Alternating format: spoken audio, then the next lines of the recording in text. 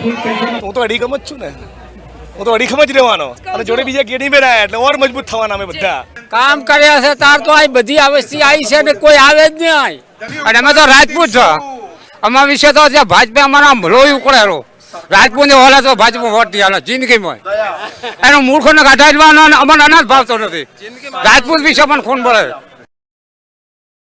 આજે 15 એપ્રિલ અને કોંગ્રેસના ઉમેદવાર જ્ઞાનીબેન ઠાકોર જેઓ આજે પોતાની ઉમેદવારી નોંધાવવા જઈ રહ્યા છે. આપ જોઈ રહ્યા છો સ્ટેજ પર તમામે તમામ મહાનુભાવો ઉપસ્થિત છે, સંબોધી રહ્યા છે આ સભાને. મોટી સંખ્યામાં જનમેદની ઉમટી છે ત્યારે ટુડે ન્યૂઝની ટીમ પહોંચી છે સભાસદો વચ્ચે. જાણીશું અહીંયા ઉપસ્થિત લોકો જે જ્ઞાનીબેનને આશીર્વાદ આપવા માટે આવ્યા છે શું કહી રહ્યા છે. શું કહેશો આજે જ્ઞાનીબેન ઉમેદવારી ભરવા જઈ રહ્યા છે? જ્ઞાનીબેન બહુ લીડથી કોંગ્રેસના ઉમેદવાર જીતશે એવા અમને 100% વિશ્વાસ છે. શું કહેશો આજે જ્ઞાનીબેન ફોર્મ ભરવા જઈ રહ્યા છે? અમારા બેન શ્રી ગેરીબેન એમના મત વિસ્તારમાંથી અમે આવે છે. અમારા વાવ વિધાનસભામાં 2 વખત જીત્યા.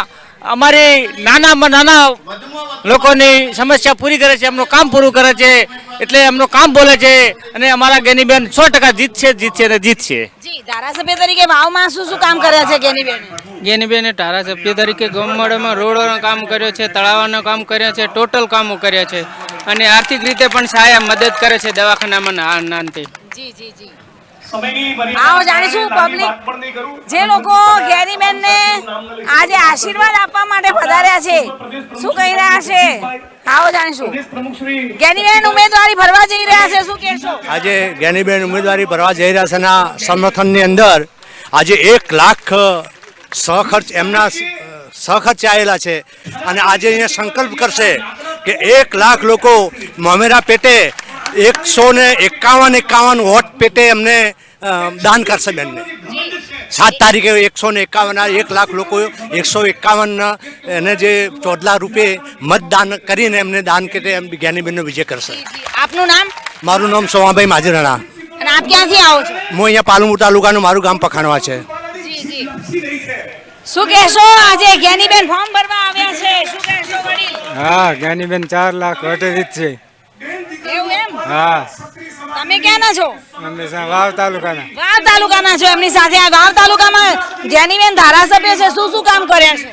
ઘણા કર્યા, રોડ બનાવ્યા, ઘણા કામ કર્યા. જ્ઞાનીબેન જેવું કોઈ કામ ના કરી ગઈ. હા જી વડીલ, આપ ઉંમર લાયક છો, અત્યારે ગરમી વધારે છે, જ્ઞાનીબેન ને ઉમેદવારી ભરાવા આવ્યા છો, શું કહેશો? જીતી જશે હું કહું છું. જીતશે. હા, એટલે આવ્યા હતા ગરમીમાં જીતાડવા સારું કરીને આવ્યા ગરમીમાં.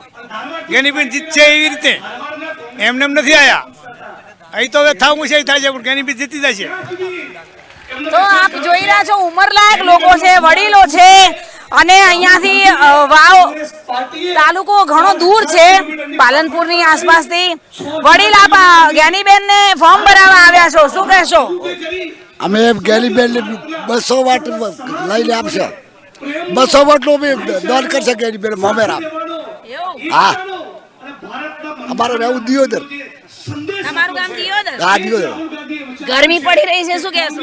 બેન સારું કર્યા હતા, ગરમી ગમે તે જોર પડી. હા વડીલ, શું કહેશો? જ્ઞાનીબેનને મત આલીને વિજય બનાવશો કારણ ઘરનું ભાડું ભાગીને આવ્યા હતા, કોઈ સહાય લીધી નથી. આજે જ્ઞાનીબેન ને ફોર્મ ભરાવા જઈ રહ્યા છો?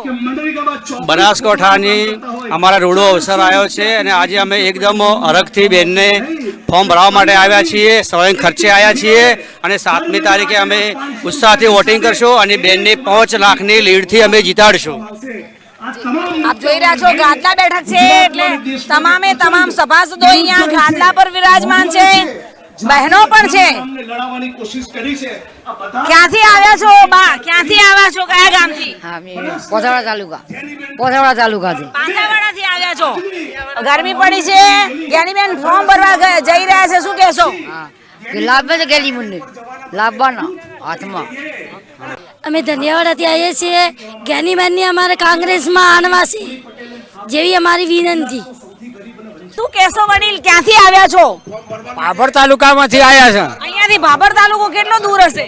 આ તો 100 કિલોમીટર. હા. કેટલા વાગ્યાના ઘરેથી નીકળ્યા છો? સવારમાં 8 વાગ્યાના. અને કેમ આવ્યા છો?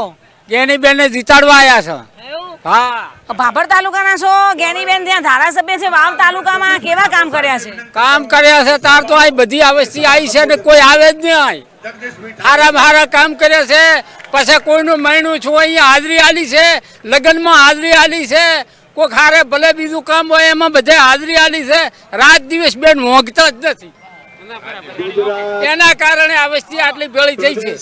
ઉમેદવાર તો ચેટલાય આયા ને ચેટલાય ગયા.